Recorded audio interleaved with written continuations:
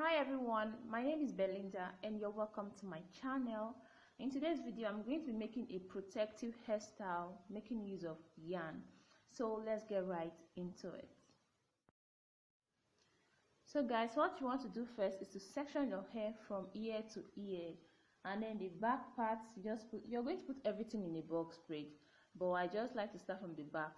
So you just put everything in a box braid. You can use rubber band, but I just came across this style. You just weave, like you plating the hair like ½ inch down and then you drop it. So this is how you are going to be doing it. Sorry guys, not ½ inch. You're going to plait it at least an inch or about 2 inches down. But anyways, let's just keep watching. You're going to see how long I'm going to braid it. Just keep watching. And before I started this braid, I already moisturized my hair. As you can see, it's really shiny. I applied my DIY hair oil. I'm going to leave the link in the description box so you can check that out, how to make your DIY hair growth oil. So I applied that oil on my hair and my scalp. This is going to keep my hair moisturized for a while inside this braid. So this is just how long I braid it down, about 1½ inch or 2 inches down. So I just did the same thing for all of my head, and I created like side parts on both sides and the middle part. So now I'm just going to start braiding it. If you're making use of yarn, always remember to leave a little excess of the hair, like one strand longer than the rest. That's the one you're going to use to tie it at the end. So this is how I start my braid. I put my real hair in the middle. This braiding hair, which is the yarn, it has 3 legs. So I'm just going to take my natural hair, my real hair, and put it in the middle of the 3 legs of this yarn. Just watch it closely, you're going to see it. So I'm just going to keep braiding. But what I do usually is I look for the slimmest of the 3 legs. I don't know if I'm making sense. Like the smallest one, that's the one I put in the middle, and that's the one I add my real hair to, and just continue braiding like that. So that way they are all equal and they would have equal sizes at the end. So at the end, I just knot it 2 times. Some people like to knot it once or twice or 3. It all depends on your choice, but I knot it twice just to save time, because I'm still going to burn the mouth at the end, and I'm going to use fire to burn the mouth.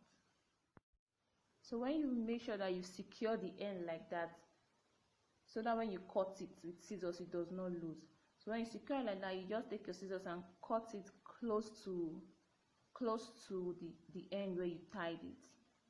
So this is what it's looking like. I'm just going to do another one to show you guys how to start it, and then I'll do the rest off camera.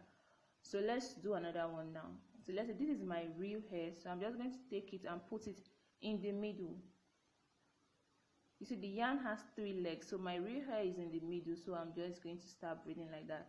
And if you notice, I picked the smallest size of the yarn and added my hair to it, so that way they are all looking equal. I'm just going to keep braiding it that way. So I'm going to do the rest off camera. When I get to the front part, I'll show you guys how it's looking. So this is how the back is looking. So I am almost done.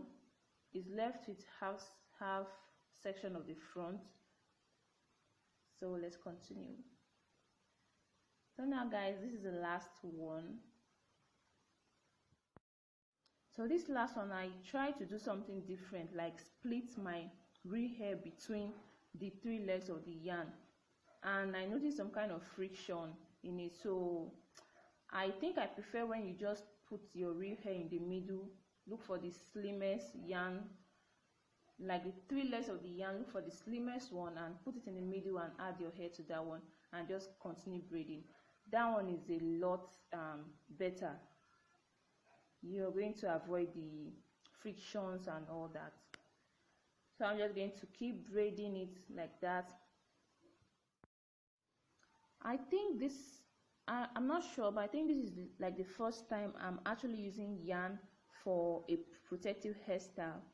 I usually use braiding hair, the normal expression braiding hair, all those synthetic hair. That's the kind I usually use for my protective hairstyle, and I end up losing it maybe in 4 days.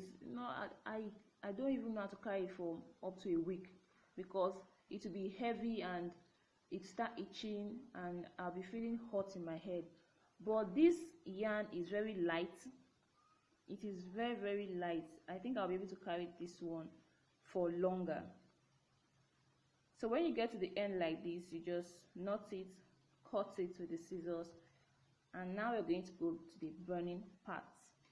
Let me know in the comment section, what do you prefer to use as your protective hairstyle? Do you prefer yarn? Do you prefer synthetic hairstyle? Please leave a comment in the comment section. Please, when you're burning it, please be careful. Don't burn your hair. When you start perceiving like something like a burnt meat or hair, just know that you are burning your hair. Don't take the fire up to the root of your hair, just the tip. That is why you need to extend the length of your braiding hair or of your yarn.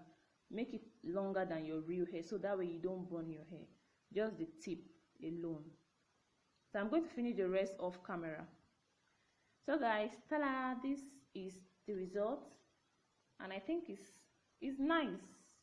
Let me know what you think about this protective hairstyle. Can you rock this? So I'm just going to do a different style, 2 ponytail and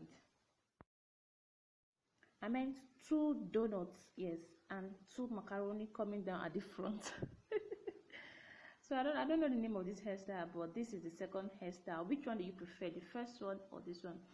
And we learn as we are going. Do you know what we can use to make this yarn more straight? Like, see the way it's just bending anyhow, but it's light and I like it.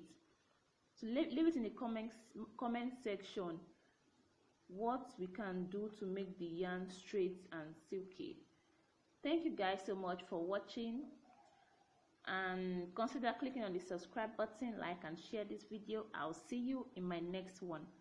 Until then, have a blessed day. Bye bye.